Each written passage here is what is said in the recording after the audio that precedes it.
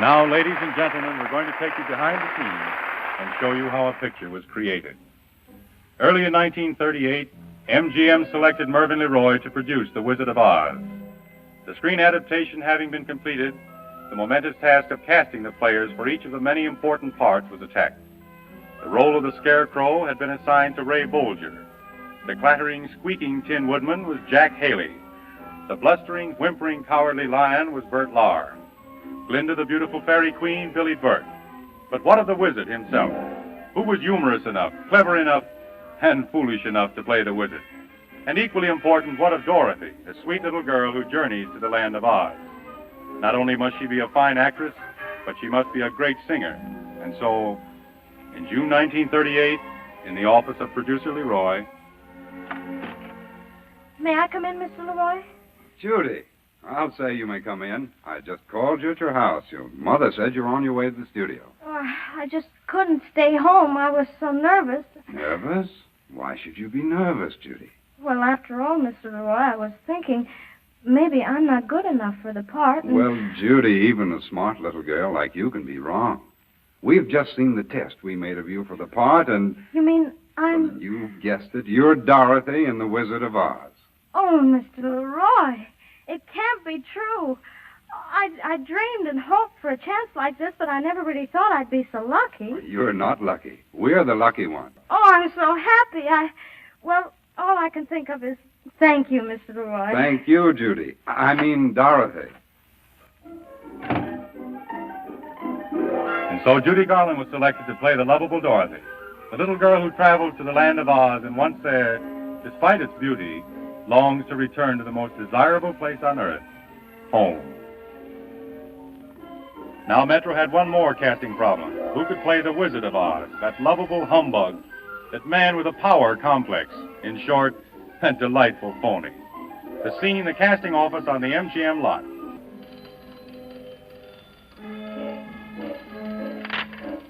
Hello, casting office. Who? Oh, Ed Sullivan. No, they haven't decided who'll play the wizard. We'll call you. Goodbye. Good morning, Mr. Young. Hello, Marcella. Say, why is the office so crowded? I haven't seen so many men packed into one room since I visited the SS Rex. Well, there's a call out today for the Wizard of Oz. They need someone to play the title role. Oh, I see. The boss has interviewed hundreds for the part in the last 2 months. Wait a second. Here he is now. Hello, Bob. Hello, Fred. Well, we've got a wizard at last. You have? Oh, wizard. Tell us who it is. Gentlemen, I want to thank all of you for coming today. The studio has made a definite decision. The part of the Wizard of Oz has been given to Frank Morgan. I demand a recount. Why, I'm a better actor than he is any day. The idea of giving a juicy part like that to such an incompetent loafer. Frank Morgan? Why, that's me. And so the casting of The Wizard of Oz is complete. And then comes the news that rehearsals are to start. For this picture, unlike other pictures, required months of extensive rehearsals before even a foot of film was shot. The scene, a rehearsal stage where the director has been working with the Cowardly Lion, played by Bert Lahr. Who's a cowardly lion? Why, I can lick anybody half my size. The bigger they are, the harder I fall. No, Bert, I don't think that your mood conveys enough courage. Now, remember, you're a braggart. I gotcha. Why, I'll tear apart the toughest lion in town. Come on, put him up. Oh, running away, eh? I'll show you. There, take that. How do you like that guy? Knocked himself out again. And The Wizard of Oz, being more than just a picturization of the book, was to be an enchanting musical operetta. And so E.Y. Harburg and Harold Arlen were assigned the task of writing the music and lyrics. For long weeks, Harburg and Arlen worked until the day that their score was completed. And then, in the penthouse overlooking the studio lot where the composers lived, with their piano. Hello, Mr. Harburg. Hello, Mr. Arlen. Hello, Judy. We've been waiting for you. Judy, we've just finished writing one of the songs you're to sing in The Wizard of Oz. And no one's heard it yet. So we've got our fingers crossed. You actually mean I'm going to be the first one to hear this? That's right. But I hope you're not the last one that's going to hear it. Now, this song is the theme of the entire picture. You're the little girl in Kansas, that unhappy little girl who's always yearning to be somewhere else but home. Oh, but I like my home. We don't mean your home in Bel Air, Judy. We mean the home in the picture. Oh, you mean I'm always trying to escape from myself. Mm-hmm. That's it, Judy. And we try to express that yearning, the yearning of all little girls in this song. Sing it, Harold. Listen, Judy. Somewhere over the rainbow, way up high, there's a land that I heard of once in a lullaby.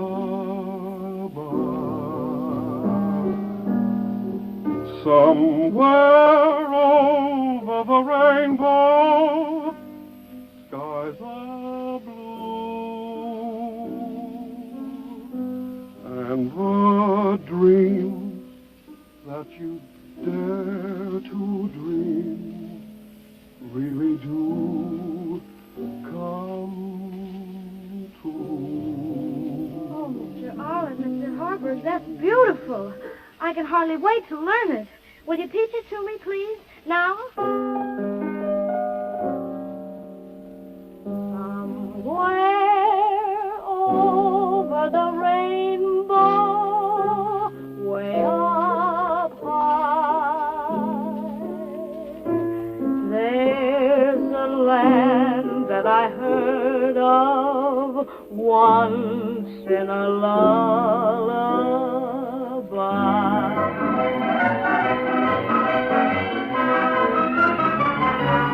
And on another rehearsal stage, Bobby Connolly, ace director of dancers, is rehearsing 150 of the world's smallest people who play the part of the fantastic Munchkins in Munchkinland. All right, now. Everybody on the mark. Let's make this rehearsal a good one. Ready. Ding dong, wicked witch, witch, oh witch, the wicked witch. Ding dong, wicked witch.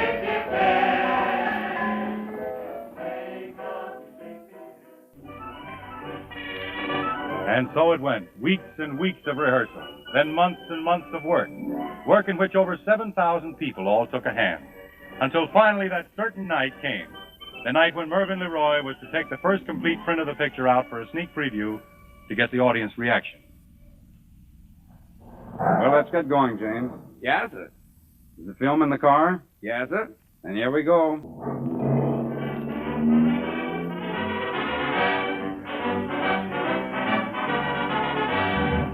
Ladies and gentlemen, I've been managing this theater for many years. Hundreds of important films have been previewed here. But tonight we present a sneak preview of a picture I know everybody's been waiting to see. For the first time on the screen of any theater, MGM's Technicolor production of The Wizard of Oz.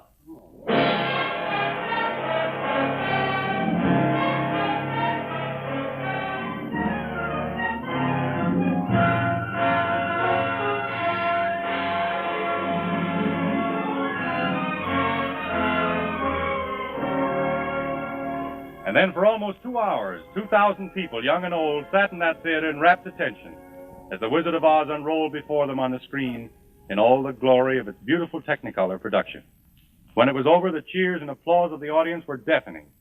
The Wizard of Oz will be released to theaters throughout the country on August 25th, and I know you'll all want to see it when it plays your favorite theater. Now, good news goes to a party. We want to present one of the production numbers from The Wizard of Oz, a song sequence greeting little Dorothy when she first arrived in the land of Oz. She's been whirled away from her home in Kansas by a tornado, house and all. And by a strange coincidence, her house lands right on top of a wicked witch in the land of Oz. Right after the crash, the natives, who are called Munchkins, if you remember, peep shyly out from behind the shrubbery and begin to sing a welcome to Dorothy. Listen. Come out, wherever you are, and meet the young lady who fell from the star. She brings you good news. Oh, heaven to her, when she fell on the canvas, a miracle occurred. It really was no miracle. What happened was just this. The house began to pitch, the kitchen slipped a switch, and suddenly the hinges started to unhitch. Just then, the witch, to satisfy an itch, went flying on her broomstick, thumbing for a hitch. And oh, what happened then was rich. The house began to pitch, the kitchen started to switch, and found the wicked witch in the middle of the kitchen. Which was not a healthy situation for a wicked witch who began to twitch. And what we do to have the stitch, for what was once a wicked witch. Ding dong, the witch is dead. Witch, oh witch. Wicked witch. Ding dong, the wicked witch is dead. Wake up, the sleepy head. Rub your eyes. Get out of bed. Wake up, the wicked witch is dead. She's gone where the goblins go below. Below your home. Let's open up and sing, and ring the bells of ding dong, merry ho. Sing it high, sing it low, let them know the wicked witch is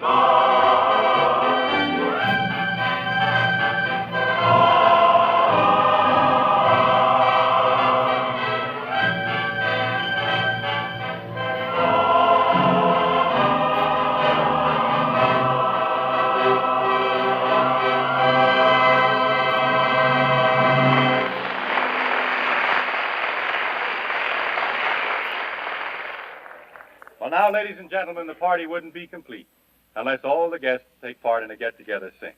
Come on, everybody. Ray, Bert, Judy, you start us off, Frank Morgan.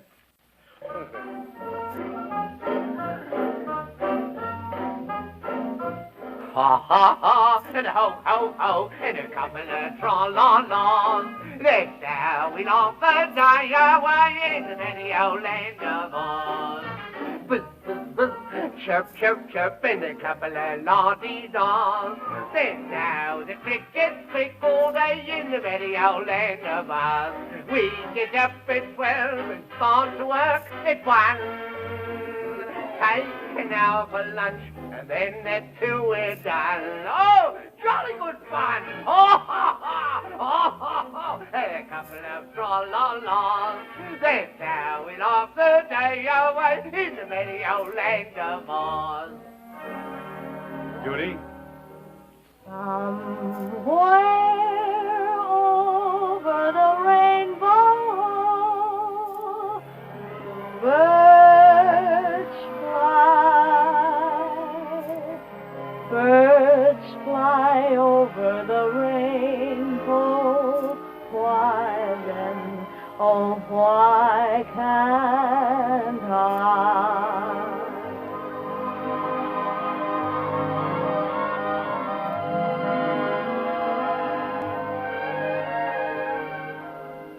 If happy little bluebirds fly beyond the rainbow, why, oh, why can't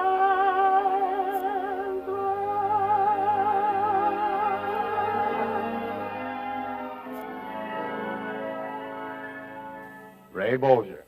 I could while away the hours, conferring with the flowers, consulting with the rain. And perhaps I deserve you and be even worthy of you if I only had a brain. Bert Lauer? Gee, it's sad, believe me, Missy, when you're born to be a sissy without the vimmin for you. But I could show my prowess, be a lion, not a mouse, if I only had the nerve.